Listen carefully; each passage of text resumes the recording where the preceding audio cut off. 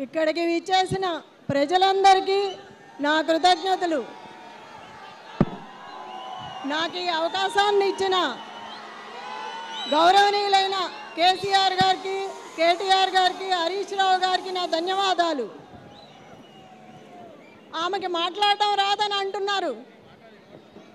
అవును, వాళ్ళు చెప్పింది నిజమే. కానీ నాకు వాళ్ళలా బెదిరించి మాట్లాడటం రాదు. దొంగ ఏడుపులు ఏడుస్తుందా అంటున్నారు. అందరినీ ఒక మాట అడుగుతున్నా, మీ ఇంట్లో ఎవరన్నా చనిపోతే మీరు బాధపడరా?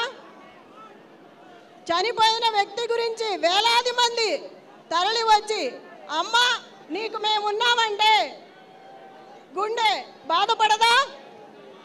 చెప్పండి అన్న, అక్క, బాధపడరా? గట్టిగా చెప్పాలి, బాధపడవా? చెప్పండి, బాధ ఉండదా? మీ గోపన్న కోసం అంతమంది తరలి వస్తే మిమ్మల్ని అందరినీ చూసి, మీ అభిమానాన్ని చూసి ఏడుపు రాదా? నాకు మీ గోపన్న గురించి మీకు బాధ లేదా? మరి నాకెంత ఉంటుంది ఇంట్లో మనిషికి? నా ఇంటి పిల్లలు, ఆడపిల్లలు ఇద్దరు గడప గడపకు వెళ్తున్నారు వాళ్ళ నాన్న కోసం. ఏమీ మాట్లాడకుండా తిరుగుతున్నారు. వాళ్ళ మీద కేసులు పెడుతున్నారు. నా మీద కూడా ఎన్నో కేసులు పెట్టారు. మీ అందరి గుండెలో గోపన్న అభిమానం ఎంత ఉందో వచ్చిన అందరినీ చూస్తే తెలుస్తుంది.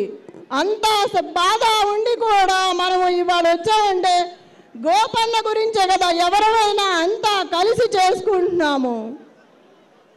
అర్ధరాత్రైనా అపరాత్రైనా ఎవరైనా సరే మీ గోపన్న నెంబర్కి కాల్ చేస్తే మీ ఇంటికి వచ్చి నేను నిలబడతాను, మీకు అండగా ఉంటాను, మీకు ధైర్యాన్ని ఇస్తాను.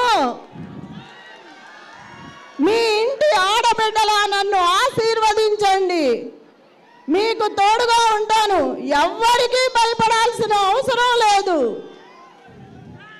మన అందరికీ ఏ చిన్న కుటుంబమైనా సరే ఏ బాధ వచ్చినా, ఏ అర్ధరాత్రి ఫోన్ చేసినా మీ ఇంటి ఆడబిడ్డగా నేను వచ్చి మీ ఇంట్లో నిలబడతాను. నేను మీకు ధైర్యాన్ని ఇస్తాను, గోపన్న ఆశయాన్ని నిలబెడతాను, గోపన్న అనుకున్న అభివృద్ధి అంతా చేస్తాను.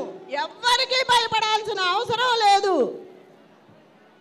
నేను మీకు ఎప్పటికీ అండగా ఉంటాను. మన అందరికీ విష్ణు అన్న ఉన్నాడు, కేసీఆర్ అన్న ఉన్నారు, కేటీఆర్ అన్న ఉన్నారు, పెద్ద అయిన కేసీఆర్ గారు కూడా ఉన్నారు. జై తెలంగాణ.